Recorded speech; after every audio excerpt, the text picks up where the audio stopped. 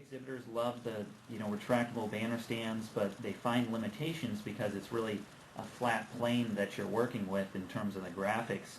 And so we've seen the use of new fabrics and new hardware solutions to really break that flat plane and create some depth and dimension. And we can combine some accessories and make the space fully functional. Like integrating literature racks or even small digital photo screens, but still keeping that exhibit, lightweight. So I talked a little bit as well about, hitting on some of the senses in addition to just, graphic design. The subtle use of motion can really pull some interest and pull some attendees into your booth space. So we've seen the use of rear screen projectors for presentations, or maybe just a looping video to create some interest and really actually cut down on shipping in terms of eliminating the need to have a 56-inch flat screen in your booth space. And we talked a little bit about LED lights as well to kind of create a feeling and an experience.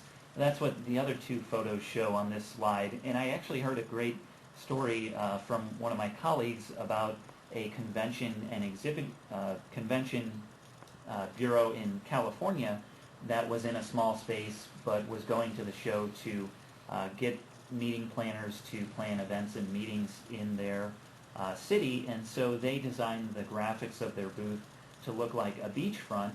They added speakers that had the sound of ocean waves crashing onto the beach. And then they programmed LED lights to fade from sunrise to sunset over the course of an hour's time frame. So they were really able to create that entire experience with the booth structure by adding some lighting elements and different things to hit on different senses.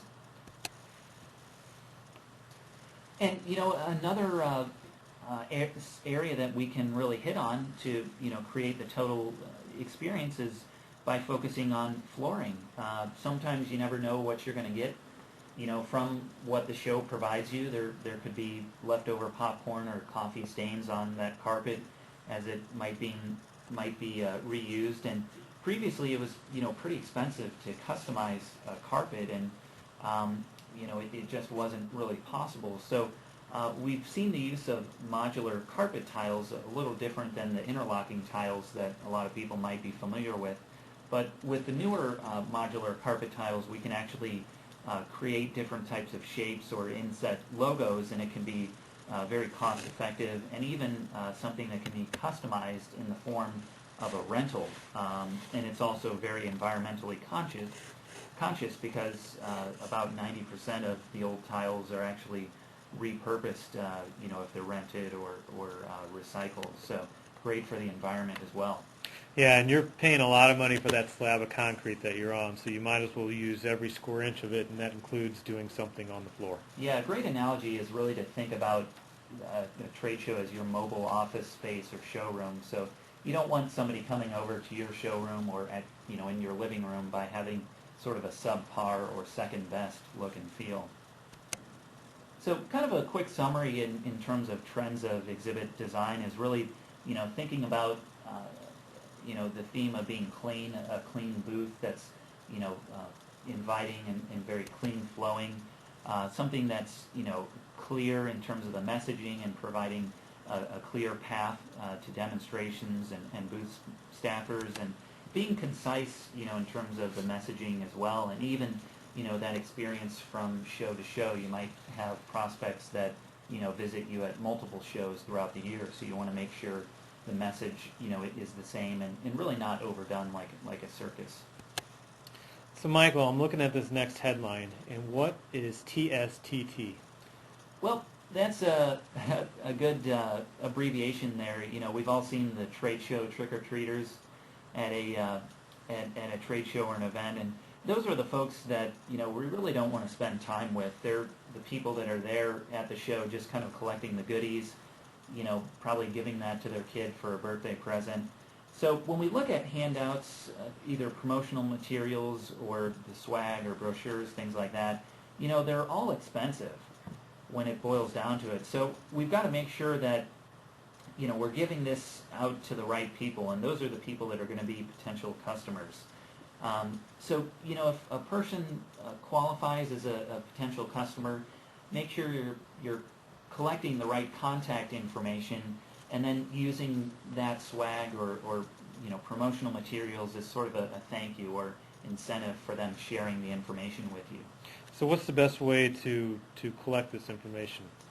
Or to quantify, I guess I should say. Well, yeah, it kind of goes hand in hand. I mean, there's a lot of quick ways to do it at a show. There's the badge scanners that automatically, populates information for you.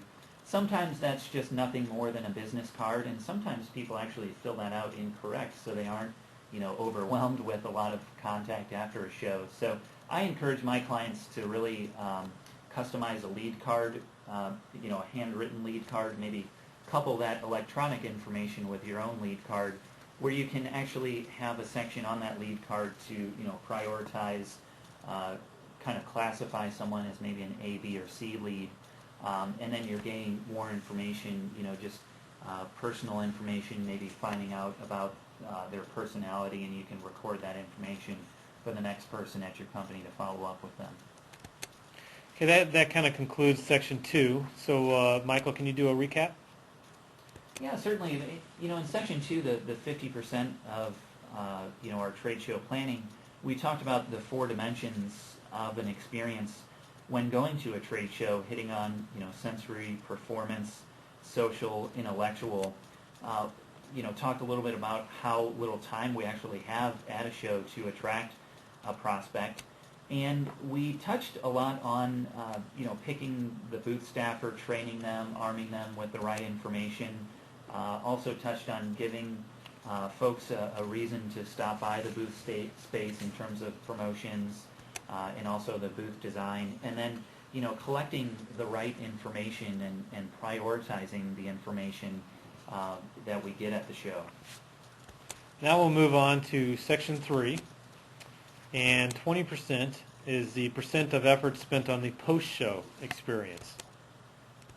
Well, Matt, we've seen a lot of statistics about lead follow-up after a show, and the latest I've seen is that 79% of leads generated at a trade show are actually never followed up, and that's pretty shocking to me.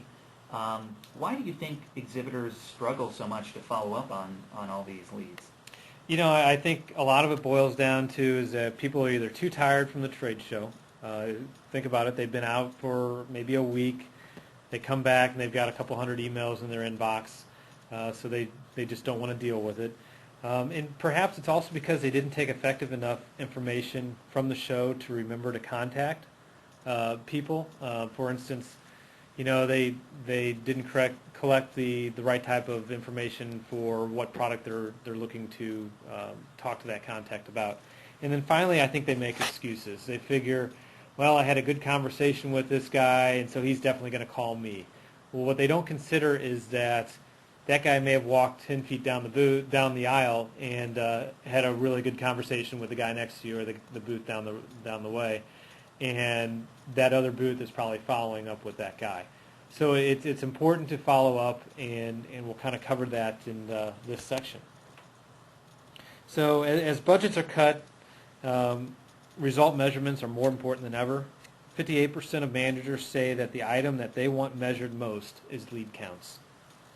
Yeah, and Matt, a couple of reasons that I often see as to why leads are not followed up is that sometimes not enough of the right information is collected. So we talked a little bit about just scanning the badge might just be nothing more than contact information, which